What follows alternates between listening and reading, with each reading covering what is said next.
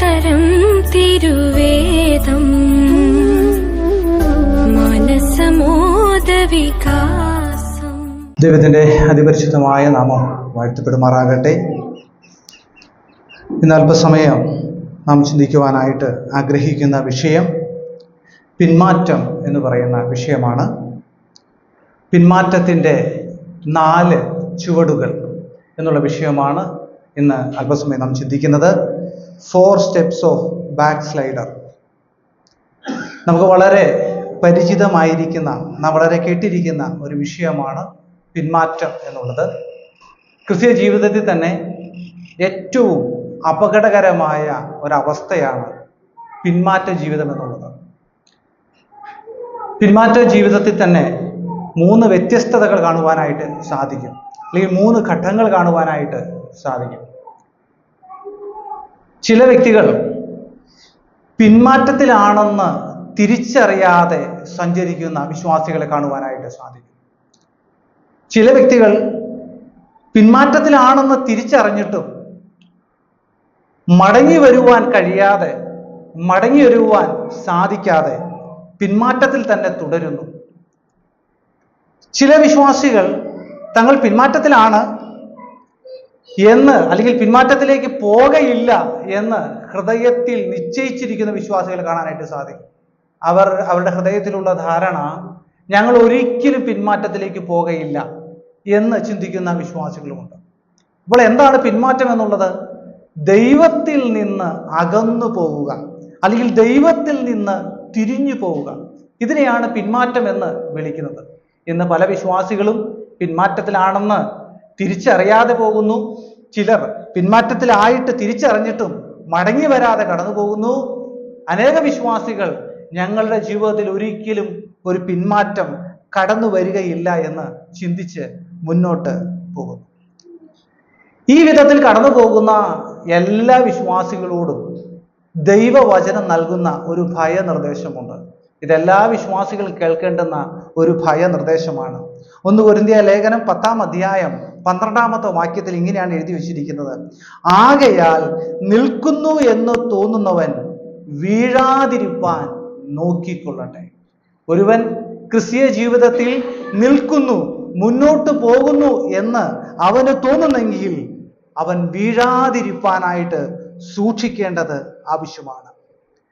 ദൈവത്തിന്റെ കൃപയിലും ദൈവത്തിന്റെ ശക്തിയിലും കാക്കപ്പെടുന്ന നാം ദൈവത്തിന്റെ കൃപയിലും ദൈവത്തിന്റെ ശക്തിയിലും മനഃപൂർവ്വമായി ആശ്രയിക്കാതിരുന്നാൽ നാമും തീർച്ചയായിട്ടും വീണു പോകുവാനുള്ള സാധ്യതയുണ്ട്, പിന്മാറ്റത്തിലാകുവാനുള്ള സാധ്യതയുണ്ട്. അതുകൊണ്ട് പിന്മാറ്റ ജീവിതം എന്നുള്ളത് ഒരു വലിയ യാഥാർത്ഥ്യമാണ്. അത് ക്രിസ്തീയ ഗോളത്തിൽ അങ്ങോളം ഇങ്ങോളം കാണുവാൻ കഴിയുന്ന ഒരു സത്യമായുള്ള ഒരു അവസ്ഥയാണ് എന്ന് നാം മനസ്സിലാക്കേണ്ടത് ആവശ്യമാണ്. ഈ പിന്മാറ്റത്തെക്കുറിച്ച് നാം ചിന്തിക്കുമ്പോൾ ഇതൊരു പടിപടിയായുള്ള പ്രക്രിയയാണ്. ഇത് വേഗത്തിൽ വന്ന് സംഭവിക്കുന്ന ഒരു കാര്യമല്ല. ഒരു വിശ്വാസിയുടെ ജീവിതത്തിൽ വളരെ വേഗത്തിലല്ല പിന്മാറ്റം ഉണ്ടാകുന്നത്. പടിപടിയായി നടക്കുന്ന ഒരു പ്രക്രിയയാണ്. അഥവാ ദൈവത്തിൽ നിന്ന് ഒരു വിശ്വാസി അകന്നു പോകുന്നത് വളരെ വേഗത്തിൽ സംഭവിക്കുന്ന ഒരു കാര്യമല്ല. അത് പതിയെ പതിയെ പതിയെ ഘട്ടം ഘട്ടമായുള്ള ഒരു പ്രക്രിയയാണെന്ന് കാണുവാനായിട്ട് സാധിക്കും. ഈ പിന്മാറ്റത്തിന് അനേക കാരണങ്ങൾ നമുക്ക് പറയുവാനായിട്ട് സാധിക്കും. അനേക വിശ്വാസികളെ നോക്കിക്കൊണ്ട് വിശ്വാസികൾ തന്നെ വിലയിരുത്തുന്നുണ്ട്, ഈ വിശ്വാസി ഇന്ന കാരണത്താലാണ് പിന്മാറ്റത്തിലായി പോയത്. ഒരു പക്ഷേ നാം തന്നെ പറഞ്ഞേക്കാം, ഞാൻ പിന്മാറ്റത്തിലാകുവാനായിട്ടുള്ള കാരണം ഇതാണ് എന്നും ഒരു പക്ഷേ നാമും പറഞ്ഞേക്കാം. ബാഹ്യമായ അനേക കാരണങ്ങൾ കണ്ടെത്തുന്ന വിശ്വാസികളെ കാണുവാനായിട്ട് സാധിക്കും. ചിലർ പറയുന്നു ദ്രവ്യാഗ്രഹം മൂലമാണ് അവൻ പിന്മാറ്റത്തിലായി പോയത്. ചിലർ പറയുന്നു സമൂഹ ഭയം കൊണ്ടാണ് അവൻ പിന്മാറ്റത്തിലായത്. ചിലർ പറയുന്നു അനുസരണക്കേട് കൊണ്ടും ലോക സ്നേഹം കൊണ്ടും ഭയം കൊണ്ടുമെല്ലാമാണ് ഒരു വ്യക്തി പിന്മാറ്റത്തിലായി പോകുന്നതെന്ന് പറയുവാനായിട്ട് സാധിക്കും. വാസ്തവത്തിൽ ഇതൊന്നുമല്ല കാരണം. ഇത് ബാഹ്യമായി നാം പറയുന്ന ചില കാരണങ്ങളാണ്. എന്നാൽ ഒരു വിശ്വാസി പിന്മാറ്റത്തിലാകുവാനുള്ള ശരിയായ കാരണങ്ങൾ അവനിൽ നിന്ന് തന്നെയാണ് ഉത്ഭവിക്കുന്നത്. അഥവാ അത് ബാഹ്യമായ കാരണങ്ങളല്ല, അത് ആന്തരികമായ കാരണങ്ങളാണ്. ഞാൻ പിന്മാറ്റത്തിലാകുന്നതിനുള്ള പൂർണ്ണമായ ഉത്തരവാദിത്വം എന്റേത് മാത്രമാണ്. അതിന് പുറമേ നിന്നുള്ള കാരണങ്ങളല്ല, എന്നിൽ നിന്ന് ആന്തരികമായി സംഭവിക്കുന്ന ചില കാരണങ്ങളാണ്. കർത്താവിൽ പ്രസിദ്ധനായ ചാൾസ് സ്പർജൻ അദ്ദേഹം പിന്മാറ്റത്തെക്കുറിച്ച് ഇങ്ങനെയാണ് പറഞ്ഞത്: back sliders ബിഗെയിൻ with dusty Bibles and end with filthy garments. നമുക്ക് വളരെ പരിചിതമായ ഒരു കാര്യമാണ്. പിന്മാറ്റക്കാരുടെ ആരംഭം പൊടി പിടിച്ച ബൈബിളുകളിലും അവരുടെ അവസാനം മുഷിഞ്ഞ വസ്ത്രങ്ങളിലുമാണ്. എന്താണ് ഈ സ്പർജൻ പറഞ്ഞതെന്ന് മനസ്സിലായോ? ഈ പൊടി പിടിച്ച ബൈബിൾ എന്നുള്ളത്, ബൈബിൾ തുറക്കാതിരുന്നു കഴിഞ്ഞാൽ ബൈബിൾ പൊടി പിടിക്കും. അപ്പോൾ പിന്മാറ്റത്തിന്റെ ആരംഭം എന്ന് പറഞ്ഞത് പൊടി പിടിച്ച ബൈബിളുകളാണ്. ദൈവവചനം ധ്യാനിക്കുവാനോ ദൈവവചനത്തിലേക്ക് ശ്രദ്ധ കേന്ദ്രീകരിക്കുവാനോ ഒരു വിശ്വാസി ശ്രമിക്കാതിരിക്കുമ്പോൾ അവന്റെ ജീവിതം പൊടി പിടിക്കുന്നു, അതുപോലെ അവന്റെ ബൈബിളും പൊടി പിടിക്കുന്നു. ഈ വിധത്തിൽ പൊടി പിടിച്ച ബൈബിൾ, അതിൽ നിന്ന് പിന്മാറ്റം ആരംഭിച്ച് അത് അവസാനിക്കുന്നത് ഇവിടെ പറയുന്നു ഫിൽത്തി ഗാർമെന്റ്സ് അഥവാ മുഷിഞ്ഞ വസ്ത്രത്തിലാണ്. വിശ്വാസിയുടെ ജീവിത നിലവാരത്തെയാണ് ഈ മുഷിഞ്ഞ വസ്ത്രം കാണിക്കുന്നത്. ഒടിപിടിച്ച ബൈബിളുകളിൽ നിന്ന് ആരംഭിച്ച് ദൈവവചനത്തിൽ നിന്ന് അകലമായി ഒരു വിശ്വാസി സഞ്ചരിച്ച് ഏറ്റവും ഒടുവിലേക്ക് എത്തുമ്പോൾ ഒരു മുഷിഞ്ഞ വസ്ത്രധാരിയായി, അഥവാ അവന്റെ ജീവിത നിലവാരം ഏറ്റവും അധപ്പതിച്ച് ധാർമ്മികമായ പല പാപങ്ങളിലേക്കും അവൻ അകപ്പെട്ട് അവന്റെ ജീവിതം ഒരു അശുദ്ധിയുടെ ജീവിത നിലവാരവുമായി അവൻ മുന്നോട്ട് പോവുകയാണ്. അപ്പോൾ പറയട്ടെ, ഒരു പിന്മാറ്റത്തിലേക്ക് ഒരു വിശ്വാസി കടന്നു പോകുന്നെങ്കിൽ, ഒരു വ്യക്തി കടന്നു പോകുന്നെങ്കിൽ, പുറമേ നിന്നുള്ള ഒരു കാരണം കൊണ്ടുമല്ല അവൻ പിന്മാറ്റത്തിലാകുന്നത്, അവനിൽ നിന്ന് തന്നെ ഉത്ഭവിക്കുന്ന ആന്തരിക കാരണങ്ങളാണ്. ഇവിടെ സ്പർജൻ പറയുന്നു, ദൈവവചനം ധ്യാനിക്കാതിരുന്നാൽ ഒരു വ്യക്തി, ഒരു വിശ്വാസി അവൻ പിന്മാറ്റത്തിലേക്ക് കടന്നു പോകുന്നു. ദൈവത്തോടുകൂടെ സമയം ചെലവഴിക്കാതിരുന്നാൽ ഒരു വ്യക്തി അവൻ പിന്മാറ്റത്തിലേക്ക് കടന്നു പോകുന്നു. പ്രാർത്ഥനയ്ക്ക് മുടക്കം വരിക, ആരാധനയിൽ സംബന്ധിക്കാതിരിക്കുക, ദൈവാത്മാവിനെ അനുസരിക്കാതിരിക്കുക, ക്രിസ്തുവിനെ സാക്ഷിക്കാതിരിക്കുക, വെളിച്ചത്തിൽ നടക്കാതിരിക്കുക, ഈ വിധ കാരണങ്ങളെല്ലാം ആന്തരികമായി ഒരു വിശ്വാസിയിൽ സംഭവിക്കുന്ന കാര്യങ്ങളാണ്. ഈ വിധത്തിലാണ് ഒരു വ്യക്തി മുന്നോട്ട് പോകുന്നെങ്കിൽ ഒരു കാര്യം ഉറപ്പാണ്, ആ വ്യക്തി പിന്മാറ്റത്തിലാണ്. അപ്പോൾ നാം ചിന്തിക്കേണ്ടുന്ന കാര്യം, ഞാൻ ഇന്ന് സഞ്ചരിക്കുന്നത് പിന്മാറ്റത്തിലാണോ അല്ലയോ? ഞാൻ പിന്മാറ്റത്തിൽ ഒരിക്കലും പോകയില്ല എന്ന് പറഞ്ഞാണോ നിൽക്കുന്നത്? അതെയോ ഞാൻ പിന്മാറ്റത്തിലാണെന്ന് തിരിച്ചറിഞ്ഞിട്ടും ഇനി ഞാൻ മടങ്ങി വരികയില്ല എന്നുള്ള നിശ്ചയത്തിലാണോ ഞാൻ പോകുന്നത്? അതെയോ ഇന്നും എനിക്ക് തിരിച്ചറിയുവാൻ കഴിഞ്ഞിട്ടില്ല, ഞാൻ പിന്മാറ്റത്തിലാണ് പോകുന്നതെന്ന് തിരിച്ചറിയാതെയാണോ നാം മുന്നോട്ട് പോകുന്നത്? എന്നാൽ ഒരു കാര്യം നാം മനസ്സിലാക്കണം, ഈ വിധത്തിൽ പിന്മാറ്റ ജീവിതത്തിൽ ഒരു വിശ്വാസി മുന്നോട്ട് പോകുന്നെങ്കിൽ ആ വിശ്വാസിയുടെ അനന്തര ഫലം എന്തായിരിക്കും? അതുകൂടെ നാം ചിന്തിക്കേണ്ടത് ആവശ്യമാണ്. ആ വിശ്വാസിക്ക് ഒരിക്കലും ഒരു ശക്തി ഉണ്ടാകുകയില്ല. ഏത് ശക്തിയാണ്? ആത്മീകമായ ഒരു ശക്തി ഉണ്ടാകുകയില്ല. അവന് ശരിയായ സമാധാനം പിന്മാറ്റത്തിലായ ഒരു വിശ്വാസിക്ക് അനുഭവിപ്പാനായിട്ട് കഴിയുകയില്ല. അവന്റെ ജീവിതത്തിൽ പിറുപിറുപ്പുണ്ടാകും. അവൻ പലതിനെ ചൊല്ലി പിറുപിറുക്കുന്നത് കാണുവാനായിട്ട് സാധിക്കും. പിന്നീട് പിറുപിറുപ്പ് മറുതലിപ്പായി മാറുന്നത് കാണുവാനായിട്ട് സാധിക്കും.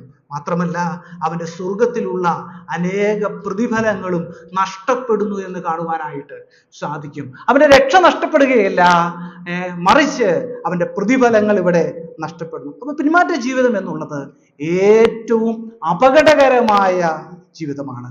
നാം രക്ഷിക്കപ്പെട്ടു, സ്നാനപ്പെട്ടു, ഒരു സ്ഥലം സഭയുടെ അംഗമായി, എന്നാൽ ഇന്നും സമാധാനമില്ലാതെ, സന്തോഷമില്ലാതെ, ജീവിതത്തിൽ മറുതലിപ്പും പിറുപിറുപ്പുമായി ആത്മീക ശക്തി നഷ്ടപ്പെട്ട് ഒരു ക്രിസ്തീയ ജീവിതം നാം നയിക്കുന്നെങ്കിൽ, അതിൽ നിന്ന് ഒരു വിടുതൽ നാം ആഗ്രഹിക്കുന്നെങ്കിൽ ഇന്നത്തെ ഈ സന്ദേശം അതിനായി ഉതുക്കട്ടെ. അപ്പോൾ പിന്മാറ്റത്തിന്റെ 4 പടികളെ കുറിച്ചാണ് ഇന്ന് നാം ചിന്തിക്കുവാനായിട്ട് ആഗ്രഹിക്കുന്നത്.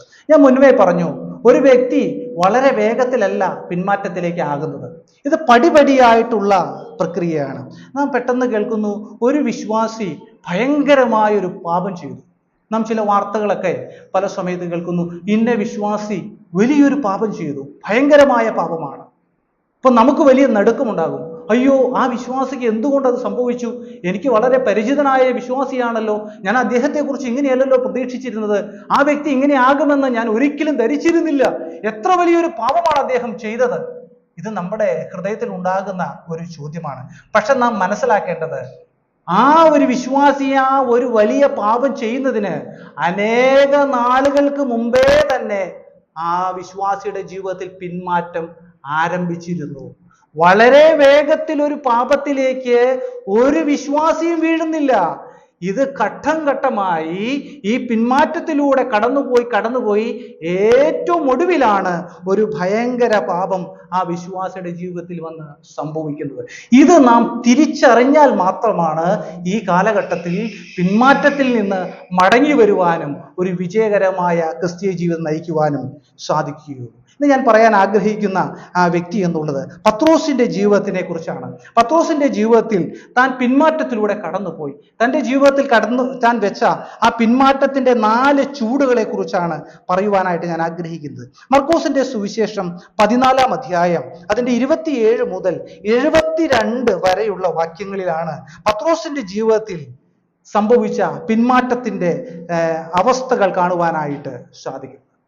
പിന്മാറ്റത്തിൽ കടന്നുപോയ അനേക ഭക്തന്മാരെ കുറിച്ച് ദൈവവചനം രേഖപ്പെടുത്തിയിട്ടുണ്ട്. എന്നാൽ ഞാൻ പത്രോസിനെ തന്നെ തിരഞ്ഞെടുക്കുവാനുള്ള ഒരു കാരണമുണ്ട്.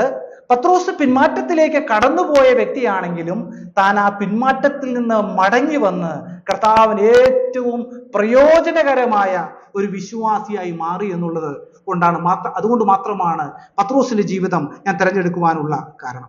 പത്രോസിന്റെ ജീവിതത്തിൽ പിന്മാറ്റത്തിന് മുൻപേ തന്നെ ചില മുന്നറിയിപ്പ് കർത്താവ് നൽകിയിരുന്നു.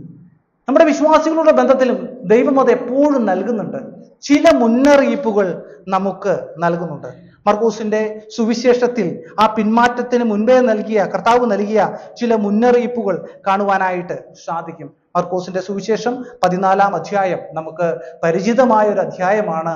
അവിടെ കർത്താവിനെ മഹാപുരോഹിതന്മാരെല്ലാം കടന്നു വന്ന് തന്നെ പടയാളികളുമായി കടന്നു വന്ന് പിടിക്കുന്ന ഒരു രംഗമാണ് 14-ാം അധ്യായത്തിലെ വിഷയം എന്ന് കാണുവാനായിട്ട് സാധിക്കും. അവിടെ യൂദ കർത്താവിനെ ഒറ്റിക്കൊടുക്കുന്നു. യേശു ശിഷ്യന്മാരോടൊത്ത് പെസഹ കഴിക്കുന്നു. പെസഹയ്ക്ക് ശേഷം ഗെത്സെമന എന്ന തോട്ടത്തിലേക്ക് താൻ പോവുകയാണ്. പോയപ്പോൾ കർത്താവ് അവിടെ പറഞ്ഞ ഒരു കാര്യമുണ്ട്. 27-ാമത്തെ വാക്യം അവിടെ ഇങ്ങനെ വായിക്കുന്നു: നിങ്ങളെല്ലാവരും ഇടറിപ്പോകും, ഞാൻ ഇടയനെ വെട്ടും, ആടുകൾ ചിതറിപ്പോകും എന്ന് എഴുതിയിരിക്കുന്നുവല്ലോ. കർത്താവ് അവരോട് മുൻകൂട്ടി പറയുകയാണ്, നിങ്ങളെല്ലാവരും ഇടറിപ്പോകും. കർത്താവ് ഇന്ന് നമ്മളോടാണ് ഈ കാര്യം പറയുന്നത്. നിങ്ങൾ എല്ലാവരും ഇടറിപ്പോകും, നീ ഇടറിപ്പോകും എന്ന് നമ്മളോടാണ് പറയുന്നതെങ്കിൽ എന്ത് മറുപടിയാണ് നാം ദൈവത്തോട് പറയുന്നത്? നീ ദൈവത്തിൽ നിന്ന് പിന്മാറ്റത്തിലായി പോകും, നീ ദൈവത്തിൽ നിന്ന് അകന്നു പോകും, നിന്റെ ജീവിതത്തിൽ പിന്മാറ്റം സംഭവിക്കുമെന്നാണ് നമ്മോട് പറയുന്നതെങ്കിൽ എന്ത് മറുപടിയായിരിക്കും നാം പറയുന്നത്? ഒരുപക്ഷെ എന്നോടാണത് പറയുന്നതെങ്കിൽ ഞാൻ ഈ മറുപടിയായിരിക്കും പറയുന്നത്: ദൈവമേ, എനിക്ക് ശക്തിയില്ല, എനിക്ക് ശക്തി നൽകണം. ഞാൻ പിന്മാറിപ്പോകാതിരിക്കാനുള്ള, ഇടറിപ്പോകാതിരിക്കാനുള്ള ശക്തി നൽകണം എന്നാണ് നാം പറയേണ്ടത്. പക്ഷെ കർത്താവിന്റെ ചുറ്റും നിന്ന ശിഷ്യന്മാർ അവിടെ ഒരു മറുപടി പറഞ്ഞു. ആ മറുപടി ആദ്യം പറഞ്ഞത് പത്രോസാണ്. പത്രോസ് വളരെ വേഗത്തിൽ കർത്താവ് പറയുകയാണ്, എല്ലാവരും ഇടറിപ്പോകും എന്ന് പറഞ്ഞപ്പോൾ പത്രോസ് വേഗം ഒരു ഉത്തരം പറഞ്ഞു. ആ ഉത്തരം ഇതാണ്: എല്ലാവരും ഇടറിയാലും ഞാൻ ഇടറുകയില്ല. പത്രോസ് പറഞ്ഞു, എല്ലാവരും പിന്മാറ്റത്തിൽ പോകും, പക്ഷെ ഞാൻ ഒരിക്കലും പോകുകയില്ല. എല്ലാവരും അങ്ങേ വിട്ടു പോകും, ഞാൻ ഒരിക്കലും പോകുകയില്ല. എല്ലാവരുടെ ജീവിതത്തിൽ പിന്മാറ്റം സംഭവിച്ചാലും എൻ്റെ ജീവിതത്തിൽ അതൊരിക്കലും സംഭവിക്കുകയില്ല. ഞാൻ ഒരിക്കലും ഇടറുകയില്ല. ഇവിടെ നിൽക്കുന്ന അന്ത്രയോസ് ഒരു പക്ഷേ ഇടറിപ്പോകാം, ഇപ്പുറം നിൽക്കുന്ന യോഹന്നാൻ ഒരു പക്ഷേ ഇടറിപ്പോകാം, അപ്പുറത്ത് നിൽക്കുന്ന മത്തായി ഇടറിപ്പോകാം. പക്ഷെ പത്രോസ് എന്ന ഞാൻ ഒരിക്കലും ഇടറുകയില്ല. താൻ തന്നെ അല്പം കേമനാണെന്നുള്ള ഒരു തോന്നൽ പത്രോസിന് വന്നു, ഒരു അഹംഭാവം തന്നിൽ വന്നു, ഒരു അഹങ്കാരം തന്നിൽ വന്നു. എൻ്റെ ജീവിതത്തിൽ ഒരിക്കലും പിന്മാറ്റം കടന്നു വരികയില്ല. ഞാനൊരല്പം കേമനാണ്. എല്ലാവരും പോയാലും ഞാൻ ഒരിക്കലും ഈ കർത്താവിനെ വിട്ട് ഇടറിപ്പോകുകയില്ല. കർത്താവിൽ ആശ്രയിക്കേണ്ടിയിരുന്ന പത്രോസ് എന്താണ് ചെയ്തത്? താൻ തന്നിൽ തന്നെ ആശ്രയിച്ചു എന്ന് കാണുവാനായിട്ട് സാധിക്കും. അങ്ങനെ തന്നിൽ തന്നെ ആശ്രയിക്കുന്ന, ദൈവകൃപയിൽ ആശ്രയിക്കാതെ സ്വയത്തിൽ ആശ്രയിക്കുന്ന ഏതൊരു വ്യക്തിയോടും കർത്താവിന്റെ മറുപടി അവിടെ പറയുകയാണ്, ഇന്ന് ഈ രാത്രിയിൽ തന്നെ കോഴി 2 വട്ടം കൂകും മുൻപേ നീ 3 വട്ടം എന്നെ തള്ളിപ്പറയും എന്ന് ഞാൻ സത്യമായി നിന്നോട് പറയുന്നു. പത്രോസിന് പറയുകയാണ്, നീ ഇടറുകയില്ല എന്ന് നീ പറയുന്നു, പക്ഷെ എനിക്ക് നിന്നോട് പറയാനുള്ളത്, ഇന്ന് ഈ രാത്രിയിൽ തന്നെ കോഴി കൂകും മുമ്പ് നീ എന്നെ തള്ളിപ്പറയും. വലിയ അഹംഭാവത്തോടു കൂടെ പറഞ്ഞതാണ്. ഞാൻ ഒരിക്കലും ഇടറുകയില്ല എന്ന് പറഞ്ഞതാണ്. പക്ഷെ കർത്താവ് പറയുകയാണ്, നീയും ഇടറിപ്പോകും. ദൈവത്തിൽ ആശ്രയിക്കേണ്ടതിന് പകരം സ്വയത്തിൽ ആശ്രയിക്കുന്ന ഏവരോടുമുള്ള മറുപടി ഇതാണ്, നീയും ഇടറിപ്പോകും. നീ ചെയ്യേണ്ടുന്ന ഒരു കാര്യം, ഈ ദൈവത്തിൽ നീ ആശ്രയിക്കേണ്ടത് ആവശ്യമാണ്. ഒന്നാമതായി ഈ കാര്യം പറഞ്ഞപ്പോൾ തന്നെ പത്രോസ് പിന്മാറ്റത്തിന്റെ ആദ്യ ചുവട് എടുത്തു വെച്ചു. എപ്പോഴാണ് നമ്മുടെ ജീവിതത്തിൽ ഈ അഹംഭാവം കടന്നു വരുന്നത്, അപ്പോൾ തന്നെ മനസ്സിലാക്കുക, ഞാൻ എൻ്റെ ആദ്യ ചുവട് പിന്മാറ്റത്തിൽ വെച്ചിരിക്കുന്നു. നാം താഴേക്കൊന്നും നോക്കേണ്ടത് ആവശ്യമാണ്. എൻ്റെ കാലിപ്പോൾ പതിഞ്ഞിരിക്കുന്നത് പിന്മാറ്റത്തിന്റെ ആരംഭത്തിലാണ്. നോക്കുക, പത്രോസിന്റെ ഇനി ജീവിതം നാം പരിശോധിക്കുമ്പോൾ അത് നമുക്ക് വളരെ വേഗം മനസ്സിലാകും. ഒന്നാമതായ ആദ്യ ചുവട് താൻ വെച്ചു, തനിക്ക് കർത്താവിനോട് കൂടെ ഉണർന്നിരിക്കുവാനായിട്ട് കഴിഞ്ഞില്ല. അതിന്റെ 37-ാമത്തെ വാക്യം ഇങ്ങനെ വായിക്കുന്നു, അവർ ഉറങ്ങുന്നത് കണ്ട് പത്രോസിനോട്, ശിമോനെ നീ ഉറങ്ങുന്നുവോ? ഒരു നാഴിക ഉണർന്നിരിക്കുവാൻ നിനക്ക് കഴിഞ്ഞില്ലയോ? അല്പം മുമ്പേ പറഞ്ഞതാണ്, ആരെല്ലാം ഇടറിയാലും ഞാൻ ഇടറുകയില്ല, എൻ്റെ ജീവിതത്തിൽ പിന്മാറ്റം സംഭവിക്കുകയില്ല, ഞാൻ അല്പം കേമനാണ് എന്ന് പറഞ്ഞ പത്രോസ് ഇപ്പോൾ ചെയ്യുന്ന കാര്യം, താൻ ഇരുന്ന് ഉറങ്ങുകയാണ്. ഉറങ്ങുന്ന ആ സംഭവം ഗെത്സമനയിലാണ് ഉറങ്ങുന്നത്. എന്താണ് ഗെത്സമന വെളിപ്പെടുത്തുന്നത്? അവിടെ കർത്താവിനെ പിടിക്കുവാനായിട്ട് പോകുകയാണ്. കർത്താവ് അവിടെ പ്രാർത്ഥിക്കുവാനായിട്ട് പോകുന്നു. പ്രാർത്ഥിക്കാൻ പോയപ്പോൾ ആദ്യം തൻ്റെ കൂടെയുള്ള ശിഷ്യന്മാരെ എല്ലാവരും ഒരിടത്ത് നിർത്തി, അതിൽ നിന്ന് 3 ശിഷ്യന്മാരെ മാത്രം മാറ്റി മറ്റൊരിടത്ത് ഇരുത്തുന്നു. അതിന്റെ കൂട്ടത്തിൽ പത്രോസ് ഉണ്ട്. അവരോട് പറയുകയാണ്, നിങ്ങളിവിടെ ഉണർന്നിരിക്കണം, നിങ്ങൾ ഇടറിപ്പോകും, നിങ്ങൾ ഇവിടെ പ്രാർത്ഥിച്ചുകൊണ്ട് ഇവിടെ ഇരിക്കണം എന്ന് പറയുകയാണ്.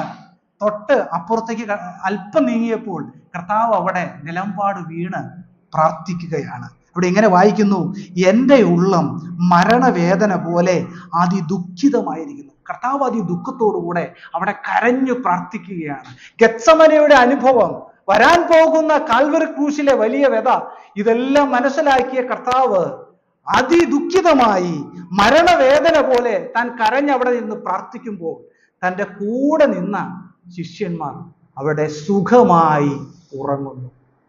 കർത്താവ് അവരോട് പറയുകയാണ്, ശിമോനെ ഉറങ്ങുന്നുവോ? ഒരു നാഴിക അല്പസമയത്തേക്ക് നിനക്കൊന്ന് ഉണർന്നിരിപ്പാൻ കഴിഞ്ഞില്ലയോ? നീയല്ലേ പറഞ്ഞത് ആരെല്ലാം ഇടറിയാലും ഞാൻ ഇടറുകയില്ല എന്ന്. ജീവിതത്തിൽ വന്ന് സംഭവിക്കാൻ പോകുന്നത് വലിയ പ്രശ്നങ്ങളാണ്. അതിന്റെ ആരംഭം ഇവിടെ ഗെത്സമനയിൽ കുറിക്കുകയാണ്. ഇപ്പോഴേ നീ ഉറങ്ങുന്നുവോ? നിന്റെ ജീവിതത്തിൽ വലിയ പ്രശ്നങ്ങൾ കടന്നു വരാനായിട്ട് പോകുകയാണ്. അതിനു മുമ്പേ തന്നെ നീ ശക്തി പ്രാപിക്കേണ്ടുന്ന സമയത്തിരുന്ന് നീ ഉറങ്ങുന്നുവോ? ചോദ്യം ചോദിക്കുകയാണ്, നീ ഉറങ്ങുന്നുവോ?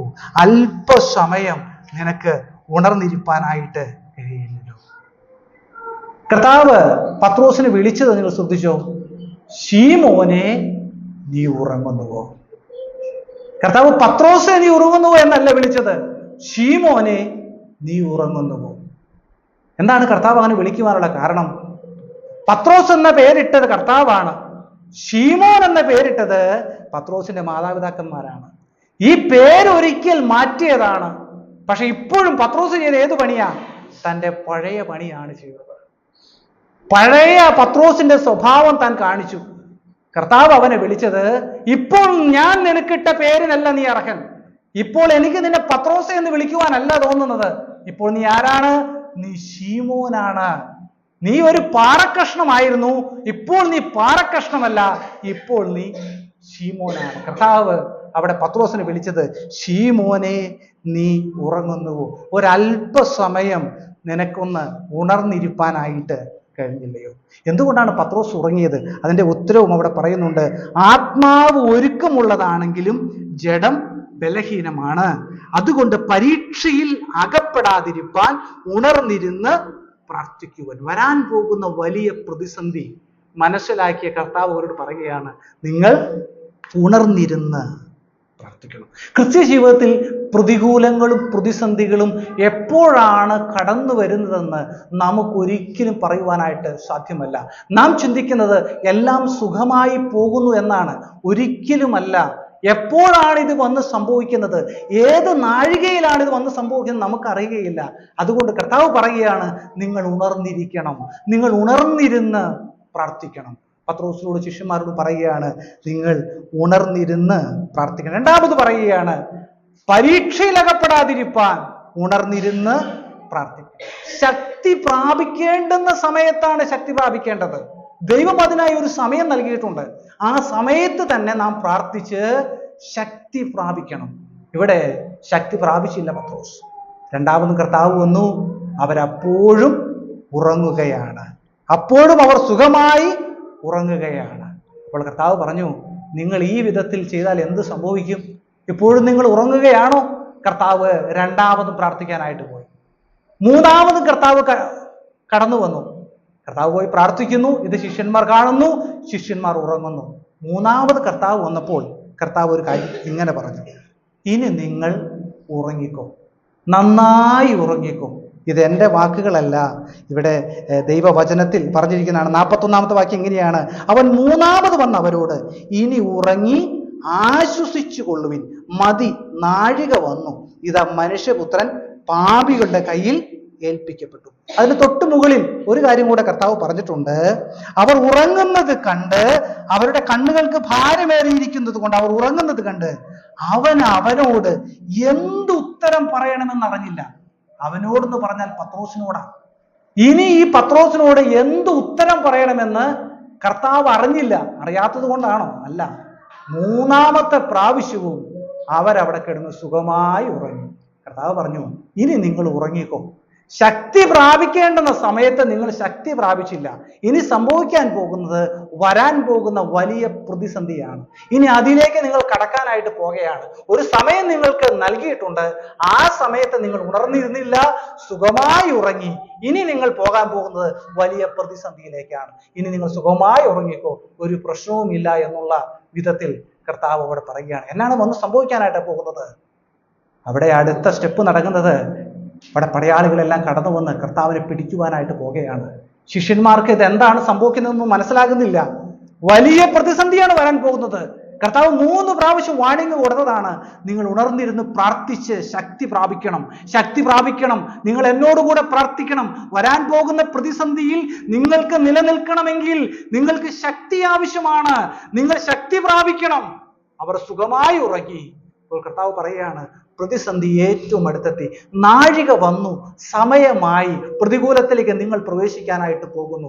ഇതാ തൊട്ട് ചേർന്ന് അവരുടെ അടുക്കലേക്ക് അവിടെ എഴുതി വെച്ചിരിക്കുന്നു, ഉടനെ തന്നെ അവർ സംസാരിച്ചു കൊണ്ടിരിക്കുമ്പോൾ തന്നെ 12 ഒരുത്തനായ യൂദയും അവനോടുകൂടെ മഹാപുരോഹിതന്മാർ, ശാസ്ത്രിമാർ, മുപ്പന്മാർ എന്നിവർ അയച്ച ഒരു പുരുഷാരവും വാളും വടിയുമായിട്ടെല്ലാം വന്നു. ഉണർന്നിരിപ്പാൻ പറഞ്ഞതാണ്, കേട്ടില്ല. പ്രാർത്ഥിക്കുവാൻ പറഞ്ഞതാണ്, കേട്ടില്ല. സംഭവിച്ച കാര്യം ഇതാ പ്രതിസന്ധിയിലേക്ക് പ്രവേശിച്ചു. ഒന്നാമത്തെ ചുവടെടുത്തു വെച്ചു. ഉണർന്നിരിക്കേണ്ട സമയത്ത് ഉണർന്നിരുന്നില്ല, ഉറങ്ങി.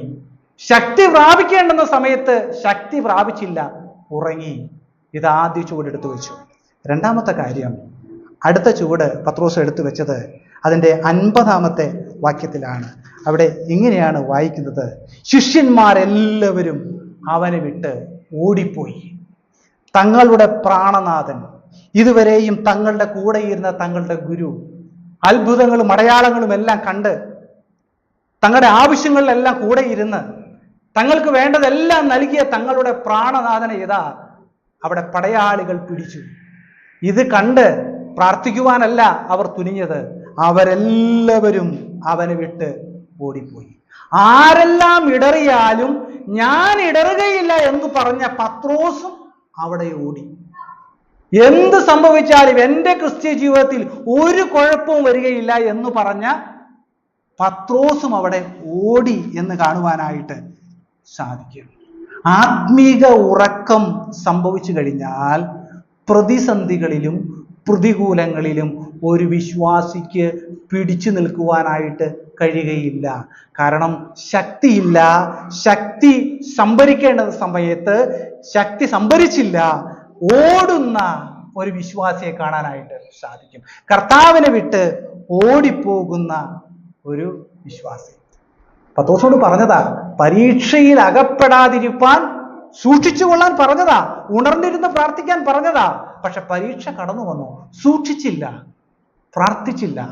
പരീക്ഷ വന്നപ്പോൾ ഇതാ കർത്താവിനെ വിട്ട്, പ്രാണനാഥനെ വിട്ട് ഓടുന്ന ഒരു പത്രോസിനെ കാണുവാനായിട്ട് സാധിക്കും. അപ്പോൾ നാം ഇങ്ങനെ വായിക്കുന്നു, കൊമ്പിനെ മുന്തിരി വള്ളിയിൽ വസിച്ചിട്ടല്ലാതെ സ്വയമായി കായ്ക്കുവാൻ, ഈ കർത്താവിനോട് ചേർന്നിരുന്നതല്ലാതെ നമുക്കൊന്നും സ്വയമായിട്ട് ചെയ്യുവാനായിട്ട് കഴിയുകയില്ല. ഒരു പക്ഷെ നമ്മുടെ ധാരണ അങ്ങനെയായിരിക്കാം, പക്ഷെ അതൊരിക്കലും സാധിക്കുകയില്ല. കർത്താവിനോട് ചേർന്നിരുന്ന് അവനോട് പ്രാർത്ഥിച്ച് ശക്തി പ്രാപിക്കണം. അല്ലെങ്കിൽ നാമും ഒരു പക്ഷേ പത്രോസിനെ പോലെ ഓടുന്നവരാകാം പ്രതിസന്ധികളിൽ. അപ്പൊ രണ്ടാമത്തെ ചുവട് താൻ കർത്താവിനെ വിട്ട് ഓടിപ്പോയി എന്ന് കാണുവാനായിട്ട് സാധിക്കും. മൂന്നാമത്തെ തൻ്റെ ചുവട് വെച്ചത് അതിൻ്റെ 54 വാക്യത്തിലാണ്. ആ വാക്യം ഇങ്ങനെയാണ്: താൻ ഓടി, അതിനുശേഷം പത്രോസ് മഹാപുരോഹിതന്റെ അരമനയ്ക്കകത്ത് എത്തുവോളം അവനെ ദൂരവേ അനുഗമിച്ചു. പത്രോസ് ഇപ്പോൾ കർത്താവിനെ അനുഗമിക്കുന്നുണ്ട്. പക്ഷെ എങ്ങനെയാണ് അനുഗമിച്ചത്? അകലത്തിൽ കർത്താവിനെ അനുഗമിച്ചു. ദൂരവേ കർത്താവിനെ അനുഗമിക്കുന്ന പത്രോസ്. ഇതുവരെ പത്രോസ് എങ്ങനെയാണ് അനുഗമിച്ചത്? കർത്താവിനോട് തൊട്ടു ചേർന്ന്, എല്ലാ കാര്യങ്ങളും മുൻപന്തിയിൽ കർത്താവിനോട് ചേർന്നിരുന്ന പത്രോസ്. ഏത് കാര്യം പറഞ്ഞാലും ആദ്യമേ ചെയ്യുന്ന പത്രോസ്. ആളുകളെ ഇരുത്തുവാൻ പറഞ്ഞാൽ പത്രോസ് ആദ്യം ചെയ്യും. ഭക്ഷണം കൊടുക്കാൻ പറഞ്ഞാൽ ആദ്യം പത്രോസ് നൽകും. എന്ത് ശുശ്രൂഷ കർത്താവ് പറഞ്ഞാലും ആദ്യം ചെയ്യുന്ന പത്രോസ്. ഇപ്പോൾ ചെയ്ത കാര്യം, കർത്താവിൽ നിന്ന് ഓടിക്കഴിഞ്ഞപ്പോൾ ഒരു കാര്യം മനസ്സിലായി: ഇനി കർത്താവിനോട് ചേർന്ന് പോകുന്നത് അത്ര സുഖമായിരിക്കുകയില്ല. ചിലപ്പോൾ ചില അപകടങ്ങൾ വരാനുള്ള സാധ്യതയുണ്ട്. അതുകൊണ്ട് എന്ത് ചെയ്യാം? ഒരു ദൂരത്തിൽ കർത്താവിനെ അനുഗമിക്കാം. പത്രോസ് എന്താ ചെയ്തത്? അവൻ ദൂരവേ കർത്താവിനെ അനുഗമിച്ചു. ഇപ്പോൾ തനിക്ക് നോക്കിയ കർത്താവിനെ കാണാം. ഇതാ അവിടെ പടയാളികളുണ്ട്, മഹാപുരോഹിതന്മാരുണ്ട്, എല്ലാവരും ഇങ്ങനെ കർത്താവിനെ കൊണ്ടുപോകുന്നത് കാണാൻ സാധിക്കും. പത്രോസ് എന്ത് ചെയ്തു? ഒരകലം ഇട്ടുകൊണ്ട് അവരോടൊപ്പം നടക്കുകയാണ്. പക്ഷെ ചേർന്നല്ല നടക്കുന്നത്, താൻ തന്നെ വെച്ചിരിക്കുന്ന ഒരകലം. താനും കർത്താവുമായിട്ട് എത്ര അകലം വേണമെന്ന് പത്രോസ് തീരുമാനിച്ചു. അപ്പോൾ ഒരു 20 അടി, ഒരു 50 അടി അകലത്തിൽ പോയാൽ അവരെന്നെ കാണുകയില്ല. ഇതിലൂടെ മറഞ്ഞ് എനിക്ക് അങ്ങോട്ട് മുന്നോട്ട് പോകാം. അപ്പോൾ നോക്കിക്കഴിഞ്ഞാൽ ഞാനും കർത്താവും ഒരേ ദിശയിൽ സഞ്ചരിക്കുന്നുണ്ട്. പക്ഷെ ഒറ്റ പ്രശ്നമേ ഉള്ളൂ, തമ്മിൽ വലിയ അകലമുണ്ട്. കാഴ്ചയിൽ നോക്കിയാൽ അവരും വിശ്വാസികളാണ്, അവരും ആരാധനയ്ക്കൊക്കെ പോകുന്നുണ്ട്, അവനും പാട്ടൊക്കെ പാടുന്നുണ്ട്. പക്ഷെ അത്രയ്ക്കതായിട്ട് അങ്ങോട്ട് പോകുന്നില്ല, അത്രയ്ക്ക് ചേർന്ന് പോകുന്നില്ല. പക്ഷെ എല്ലാം ചെയ്യുന്നുണ്ട്. ഇവിടെ പത്രോസിനെ എങ്ങനെയാണ് കാണുന്നത്? കർത്താവ് സഞ്ചരിക്കുന്നതിനൊപ്പം താൻ സഞ്ചരിക്കുന്നുണ്ട്. പക്ഷെ താൻ തന്നെ വെച്ചിരിക്കുന്ന ഒരകലമുണ്ട്. അകലത്തിൽ കർത്താവിനെ അനുഗമിക്കുന്ന പത്രോസ്. ഈ അകലത്തിൽ അനുഗമിച്ചാൽ ഒരു പ്രശ്നമുണ്ട്. പ്രശ്നം എന്താണെന്ന് അറിയാമോ? കാഴ്ചപ്പാടിന് വ്യത്യാസം വരും, കാഴ്ചയ്ക്ക് വ്യത്യാസം വരും. ചേർന്ന് കർത്താവിനോടൊപ്പം നടക്കുമ്പോൾ വരുന്ന ആ കാഴ്ചപ്പാടല്ല അകലത്തിൽ നടക്കുമ്പോൾ ഉള്ളത്. ദൂരത്ത് കാണുമ്പോൾ അവിടെ ഒരു മനുഷ്യൻ കടന്നു പോകുന്നു. തൊട്ടടുത്തിരിക്കുമ്പോൾ ആ വ്യക്തിയുടെ സൗന്ദര്യം എന്താണ്, ആ വ്യക്തിയുടെ ശരീരം എങ്ങനെയാണ്, ഏത് വിധത്തിലാണ് കാര്യങ്ങളൊക്കെ ചെയ്യുന്നതൊക്കെ മനസ്സിലാക്കാം. ഇപ്പോൾ അങ്ങനെയല്ല, ദൂരത്ത് ഒരു വ്യക്തി അങ്ങോട്ട് പോകുന്നു, കൂട്ടത്തിൽ ഞാനും പോകുന്നു. ഈ അകലം എന്നുള്ളത് പിന്മാറ്റത്തിന്റെ മൂന്നാമത്തെ ചുവടാണ്. എന്തുകൊണ്ടാണ് ഇത് ചെയ്തതെന്ന് അറിയാമോ? താനും കർത്താവിനോട് കൂടെ പോയാൽ തന്നെയും തടവിലാക്കിയാലോ, തന്നെയും പിടിച്ച് തല്ലിയാലോ, തന്നെയും പിടിച്ച് ക്രൂശിച്ചാലോ? ഈ പല വിശ്വാസികളും അവർ രക്ഷിക്കപ്പെടുകയും സ്നാനപ്പെടുകയും ചെയ്ത് ഒരു സ്ഥലം സഭയുടെ അംഗമായി അവർ മുന്നോട്ട് പോകുന്നു. പക്ഷെ പലപ്പോഴും ഒരു ഭയമാണ്. എന്താണ്? ഇതിനി സമൂഹമൊക്കെ അറിഞ്ഞാലോ, എൻ്റെ ബന്ധുജനങ്ങൾ അറിഞ്ഞാലോ, എൻ്റെ സ്വന്തത്തിലുള്ളവരെല്ലാം അറിഞ്ഞാലോ എന്നൊരു വലിയ ഭയമുണ്ട്. അവരെക്കുറിച്ച് ദൈവവചനം പറയുന്നത് അവരകലത്തിൽ കർത്താവിനെ അനുഗമിക്കുന്നവരാണ്. അവരും അനുഗമിക്കുന്നുണ്ട്, പക്ഷെ അവരായി വെച്ചിരിക്കുന്ന ഒരു അകലമുണ്ട്. കർത്താവ് ഒരിക്കലും ഒരു അകലം ഇട്ടിട്ടില്ല. ഇവിടെ ആരകലമിട്ടത്? പത്രോസ് തന്നെയാണ്. അപ്പോൾ സ്വയമായി ഒരു അകലത്തിൽ കർത്താവിനെ അനുഗമിക്കാം. എല്ലാ യോഗങ്ങളിലും പങ്കെടുക്കേണ്ട ആവശ്യമൊന്നുമില്ല, ഒരകലം. എല്ലാ ശുശ്രൂഷകളും നമ്മൾ ചെയ്യേണ്ട ആവശ്യമൊന്നുമില്ല, ഇടയ്ക്ക് ഒരു ശുശ്രൂഷയൊക്കെ ചെയ്താലും മതി. എപ്പോഴും പ്രാർത്ഥിക്കേണ്ട ആവശ്യമൊന്നുമില്ല, ആവശ്യം വരുമ്പോൾ പ്രാർത്ഥിച്ചാൽ മതി.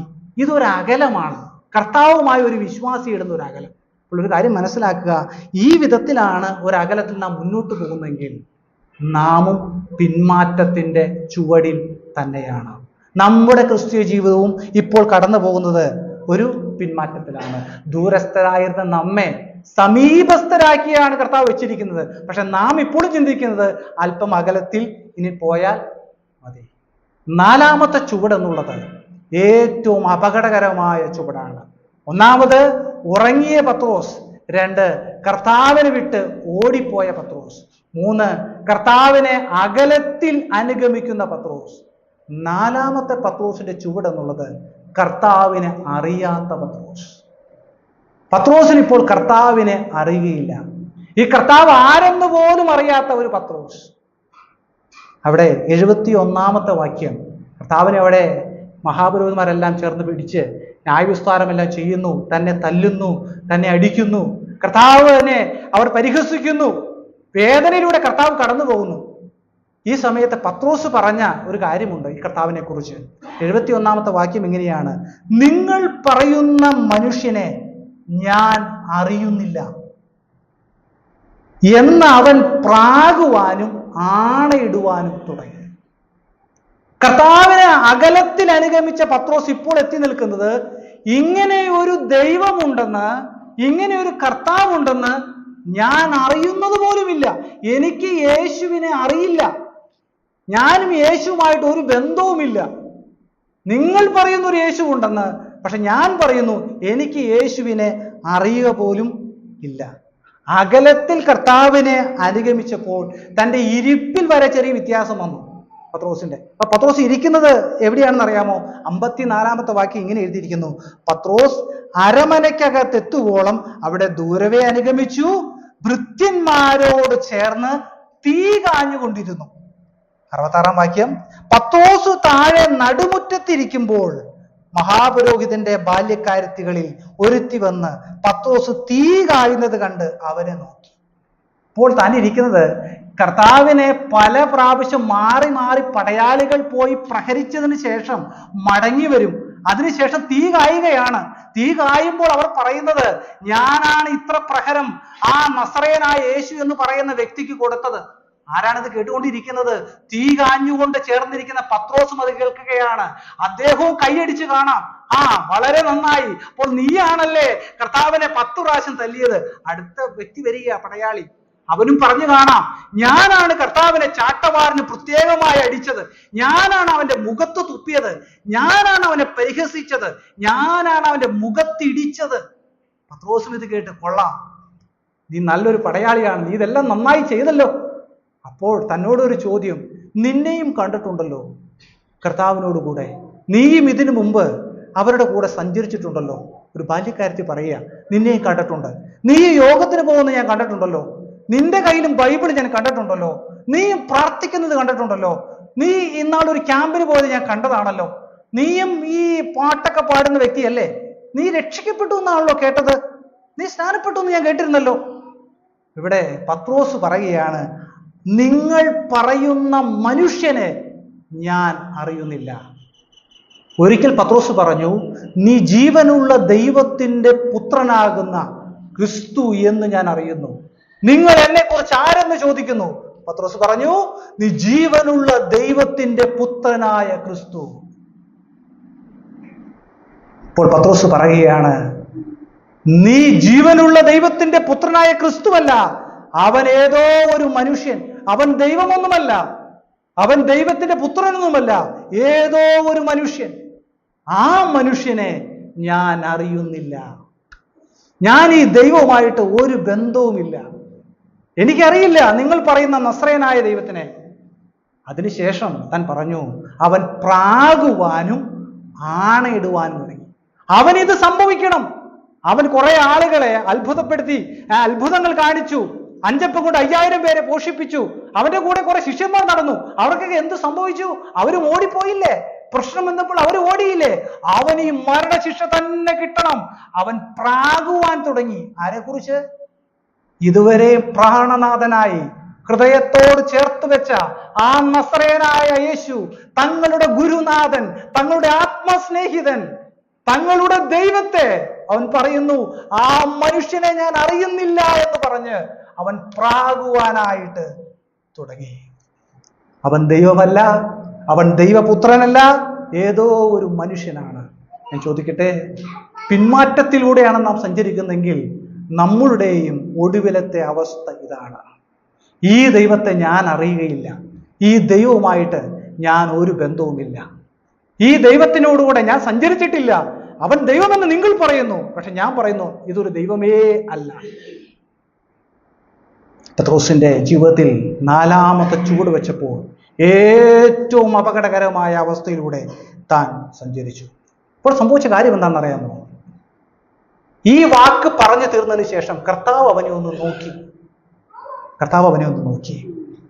ആ നോട്ടത്തിന് ചില അർത്ഥമുണ്ട്. ഇതിനു മുമ്പും കർത്താവ് പത്രോസിനെ ഒന്ന് നോക്കിയിട്ടുണ്ട്. എപ്പോഴാണ് നോക്കിയെന്നറിയാമോ? രക്ഷ കൊടുക്കുന്ന സമയത്ത്, നിന്നെയും എൻ്റെ ശിഷ്യനായി ചേർത്ത സമയത്ത് കർത്താവ് പത്രോസിനെ ഒന്ന് നോക്കിയതാണ്. അതിനുശേഷം നോക്കിയത് അവൻ ഇപ്പോൾ ഞാൻ അവനെ അറിയുന്നില്ല എന്ന് പറഞ്ഞപ്പോഴും കർത്താവ് അവനെ ഒന്ന് നോക്കി. നോക്കുക, ഈ കർത്താവ് നമ്മെയും ഒരിക്കൽ നോക്കിയതാണ്. എന്നാണ് സുവിശേഷം നമ്മുടെ കാതുകളിൽ കേട്ടപ്പോൾ ഈ കർത്താവ് നമ്മെ ഒന്ന് നോക്കിയതാ. നാം രക്ഷിക്കപ്പെട്ടു, ആത്മീക അനുഗ്രഹങ്ങൾ, ഭൗതികമായ അനുഗ്രഹങ്ങളെല്ലാം പ്രാപിച്ചു, നാം ഉന്നതിയിലെത്തി. ഇന്ന് നാം നിൽക്കുന്നത് എവിടെയാണ്? പിന്മാറ്റത്തിന്റെ ചുവടിലാണോ? നാം ഉറക്കത്തിലാണോ? നാം ഓടുകയാണോ? നാം അകലത്തിലാണോ? അറിയില്ലെന്നാണോ നാം പറയുന്നത്? കർത്താവ് നമ്മെയും നോക്കുന്നുണ്ട് ഒരു നോട്ടം. ഇതെന്തിനാണ് നോക്കുന്നത്? ഉടനെ തന്നെ അവിടെ കോഴി കൂകി. കർത്താവ് പറഞ്ഞു, ഉണർന്നിരിക്കുവാൻ പറഞ്ഞതാണ്, അവനോട് പറഞ്ഞതാണ്, കൃത്യമായി നീ അത് ചെയ്യുമെന്ന് പറഞ്ഞു. അതിവിടെ സംഭവിച്ചു. അവിടെ കോഴി കൂകി എന്ന് കാണുവാനായിട്ട് സാധിക്കും. ഞാൻ ചോദിക്കട്ടെ, നമ്മുടെ ക്രിസ്തീയ ജീവിതം എങ്ങനെയാണ് മുന്നോട്ട് പോകുന്നത്? നാം ഇന്ന് കർത്താവിനോട് ചേർന്നാണോ സഞ്ചരിക്കുന്നത്? നാം പിന്മാറ്റത്തിന്റെ ചൂടിലാണോ സഞ്ചരിക്കുന്നത്? പത്രോസ് ഉടനെ ചെയ്തത് അതിദുഃഖത്തോടെ കരഞ്ഞു.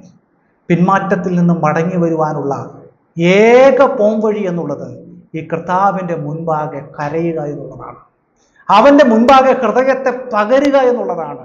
ഹൃദയ നുറുക്കമാണ് ആവശ്യം. മടങ്ങി വരുന്നതാണ് പിന്മാറ്റ ജീവിതത്തിൽ നിന്ന് നമുക്ക് ആവശ്യമായിരിക്കുന്നത്. നാം ഏത് ചുവടിലാണെന്ന് എനിക്കറിയുകയില്ല. ഇത് കേൾക്കുന്ന നിങ്ങൾ തന്നെ മനസ്സിലാക്കുക, ഏത് ചുവടിലാണ് മുന്നോട്ട് പോകുന്നത്. എന്നാൽ ഒരു കാര്യം ഉറപ്പാണ്, ഈ വിധത്തിൽ മുന്നോട്ട് പോയാൽ ഒരിക്കലും ഒരു സമാധാനം അനുഭവിക്കാനായിട്ട് കഴിയുകയില്ല.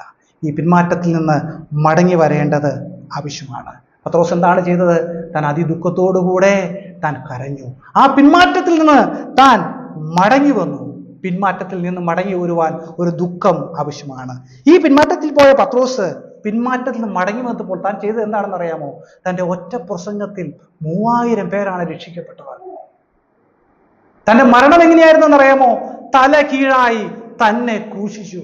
തൻ്റെ പ്രാണനാഥൻ അനുഭവിച്ച അതേ വേദന ഞാനും അനുഭവിക്കണം.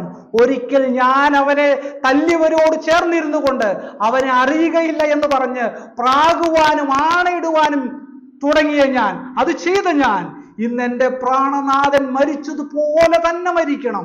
എനിക്കും ക്രൂശ് മരണം തന്നെ മതി. എൻ്റെ പ്രാണനാഥൻ മരിച്ചതുപോലെയല്ല ഞാൻ മരിക്കേണ്ടത്, എന്നെ തല കീഴായി ക്രൂശിക്കണം. അതുപോലെ എനിക്ക് മരണവേദന അനുഭവിക്കണം. എൻ്റെ പ്രാണനാഥൻ അനുഭവിച്ച എല്ലാ വേദനയും എനിക്ക് അനുഭവിക്കണം. ഞാൻ അവനെ അറിയില്ലെന്ന് പറഞ്ഞതാണ്, ഞാൻ അവനെ പ്രാഗിയതാണ്, ഈ ദൈവത്തിൽ നിന്ന് ഞാൻ അകലത്തിൽ പോയതാണ്. നോക്കുക, പിന്മാറ്റത്തിൽ പോയ പത്രോസ് എത്ര വലിയ വിജയകരമായ ക്രിസ്തീയ ജീവിതമാണ് നയിച്ചത്. ഞാൻ ഒരു ചോദ്യം ഇങ്ങനെ ചോദിക്കുകയാണ്. ഇന്ന് നാം പിന്മാറ്റത്തിലാണോ? നാം ഉറങ്ങുകയാണോ? നാം ഓടിപ്പോയവരാണോ? നാം അകലത്തിലാണോ കർത്താവിനെ അനുഗമിക്കുന്നത്? കർത്താവിനെ അറിയില്ലെന്നാണോ പറയുന്നത്? ഇന്ന് നാം ചെയ്യേണ്ടത് കർത്താവിനെ ഒന്ന് നോക്കേണ്ടത് ആവശ്യമാണ്. നമ്മുടെ ഹൃദയം ഒന്ന് ഉറുകേണ്ടത് ആവശ്യമാണ്. നാം ഒന്ന് കരയേണ്ടത് ആവശ്യമാണ്. അങ്ങനെ കരയുന്നെങ്കിൽ ഈ പിന്മാറ്റത്തിലായിരിക്കുന്ന നമ്മെയും മടക്കി വരുത്തുവാൻ ഈ ദൈവം ശക്തനാണ്. ഹൃദയം നുറുങ്ങിയവർക്ക് യഹോവ സമീപസ്ഥനാണ്. അവൻ ഏറ്റവും അടുത്തിരിക്കുന്നു നമ്മെ ചേർക്കുവാനായിട്ട്. അങ്ങനെയാണെങ്കിൽ ഈ കർത്താവിനോട് ചേർന്ന് മടങ്ങി വന്ന്, പിന്മാറ്റത്തിലായവരെല്ലാം മടങ്ങി വന്ന് കർത്താവിനോട് ചേർന്ന് ഒരുമിച്ച് ഒരു അനുഗ്രഹിക്കപ്പെട്ട ക്രിസ്തീയ ജീവിതം നയിച്ചുകൊണ്ട് സ്വർഗത്തിലെ പ്രതിഫലങ്ങൾ പ്രാപിച്ചുകൊണ്ട് സന്തോഷത്തോടുകൂടെ സമാധാനത്തോടുകൂടെ നമുക്ക് ജീവിക്കാൻ വലിയവനായ ദൈവം നമ്മെ സഹായിക്കട്ടെ എന്ന് പറഞ്ഞുകൊണ്ട് ഈ സന്ദേശത്തിൽ നിന്ന് ഞാൻ വിരമിക്കുന്നു. ദൈവത്തിന്റെ നാമം മഹത്വപ്പെടുവാനാണ്.